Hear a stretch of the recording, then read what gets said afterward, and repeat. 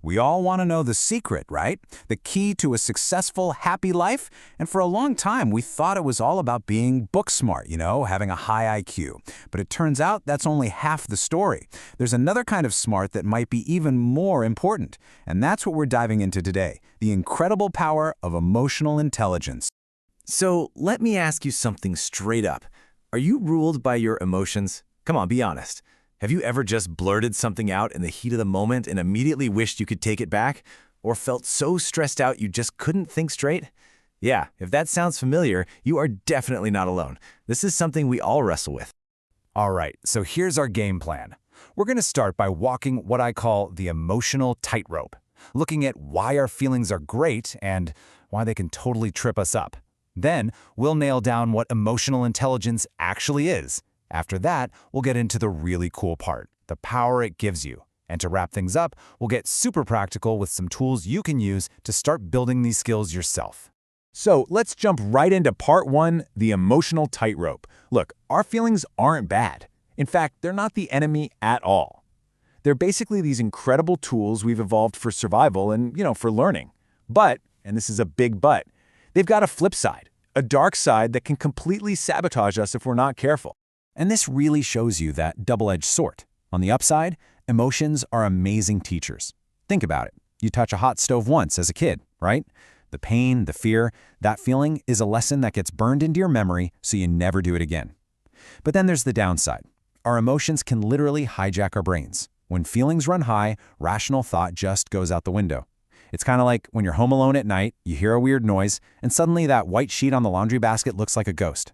For a second, your emotional brain completely takes over before your thinking brain can catch up and say, dude, relax, it's just laundry. So how in the world do we find the balance here? How do we use the good parts of emotion without getting hijacked by the bad? Well, that's where our second section comes in. We're talking about emotional intelligence.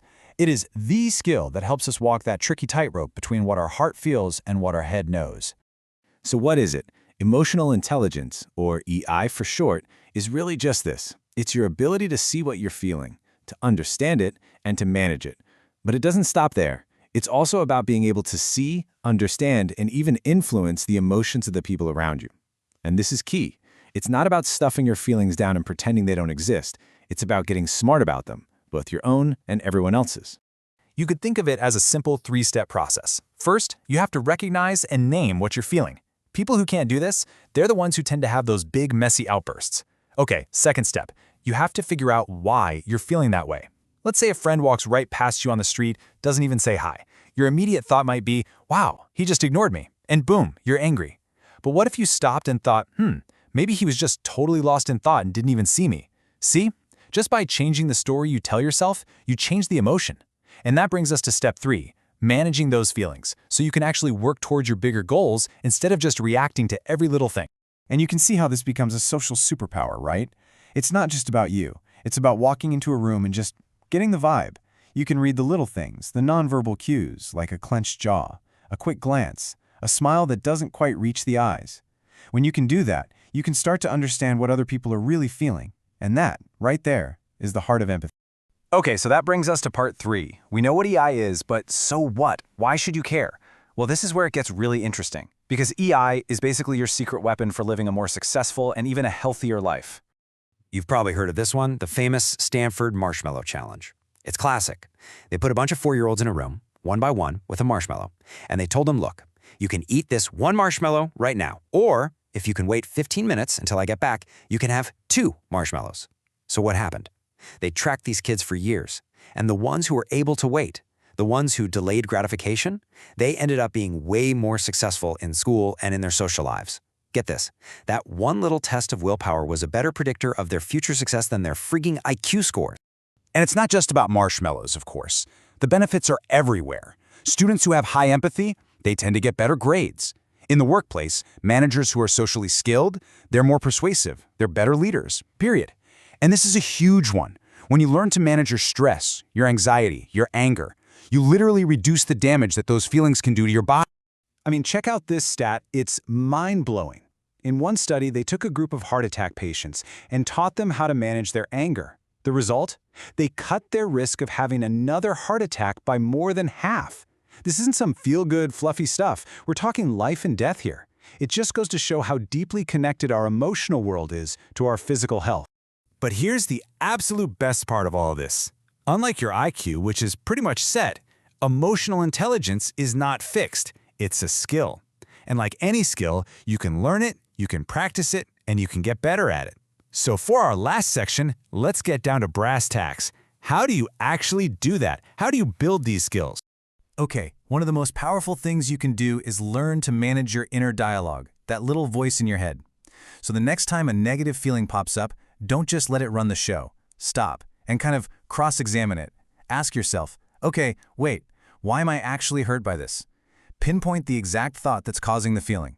And then, this is the magic step, reframe it. Let's go back to that friend who walked past you. Instead of letting the story be, he ignored me, you can consciously choose a different story. You know what? Maybe he didn't want to bother me because he knows how busy I am.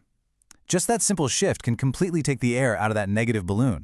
And this whole idea of reframing, it applies to how we deal with failure too. It's about adopting this mindset.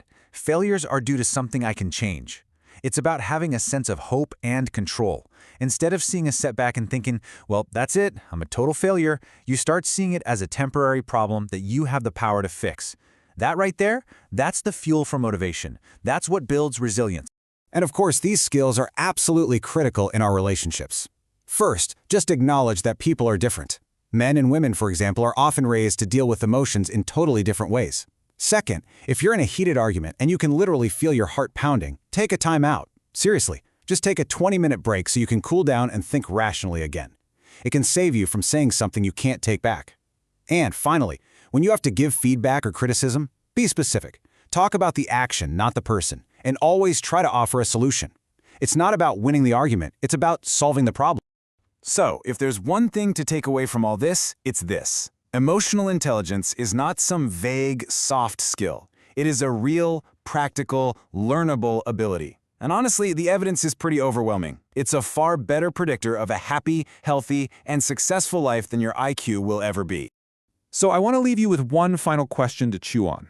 After everything we've talked about today, what's one small thing, just one, that you can do, starting right now, to get a little bit smarter about your own emotions?